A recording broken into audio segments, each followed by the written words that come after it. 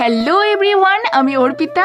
আজ চলে এসেছি বাটি হাতে। আরে দাঁড়াও, বাটি হাতে মানে প্রসাদ খেতে। আজ ছিল আমাদের কামরার চণ্ডী পুজো। আমি যাইনি, তাই মা আমার জন্য প্রসাদ এনেছে। আমি এটার জন্য প্রায় সারাদিনটাই অপেক্ষা করেছিলাম। যতই দামি দামি খাবার খাই না কেন, এই প্রসাদের কাছে সবকিছুই হার মানবে। প্রসাদের সঙ্গে সঙ্গে মা সঙ্গে করে এনেছিল মায়ের গায়ে ছোঁয়ানো সিঁদুরের টিপ, প্রসাদী ফুল। আমাদের বাড়ি থেকে কামরার চণ্ডীতলা খুব একটা বেশি দূরে নয়। ওখানে কিছু দোকান বসেছিল, সেখান থেকে মা এনেছিল আইসক্রিম, গজা। খুব ভালো করেই জানতো যে আইসক্রিমটা সঙ্গে সঙ্গে আনলে আমি সঙ্গে সঙ্গেই খেয়ে নেব, তাই একটু দেরি করেই বাড়ি এসেছে। সেটা আবার আমাকে বড় মুখ করে সকাল থেকে বিকেল পর্যন্ত এরকম ভাবেই কাটলো, কখনো আইসক্রিম খেয়ে কখনো গজা। সন্ধ্যা নামতে না নামতেই আমার মনে হচ্ছিল কোথাও ঘুরতে। নিজে তো যাবোই, সঙ্গে মাকেও বগল দাবা করে নিয়ে যাব। তার সঙ্গে আজ ছিল আমাদের পাশের বাড়ি জেঠিমা, ভাগ্নি। টোটো ভাড়া করে সকলে মিলে চলে গেছিলাম রামভদ্র। রাস্তাটা এমন সাজানো দেখে আমার না দুর্গাপুজো ফিলিংস হচ্ছিল। আজ যেখানে এসেছি সেখানে আমরা আজ বিনা নেমন্ত্রণেই এসেছি। ওই যে বললাম পাশের বাড়ি জেঠিমা,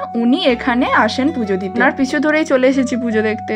বিয়ে বাড়ি, শ্রাদ্ধ বাড়ি বা অন্নপ্রাশনের ভোজ হলে অবশ্য এখানে আসতাম না। এখানে মায়ের পুজো হচ্ছে, তাই নিজেকে আর সামলাতে পারলাম। বাড়িতেই ঢোকা মাত্র দেখলাম যে এখানে মনসামঙ্গলা গান হচ্ছে। কিছুটার সময় গান শুনে চলে যায় বাইরের দিকে, যেখানে মায়ের ভোগ প্রসাদ দেওয়া হচ্ছিল। সেখানে গিয়ে সবাই মিলে বসে পড়ি মায়ের ভোগ প্রসাদ খাওয়ার উদ্দেশ্যে। মায়ের ভোগে যেটা বিশেষ ছিল সেটি হচ্ছে মাছ। প্রথমে শুনে আমিও একটু অবাক হয়েছি। মায়ের প্রসাদ হিসেবে পেয়েছিলাম ভাত, ডাল, পটলের রসা, মাছের টক, সঙ্গে পায়েস।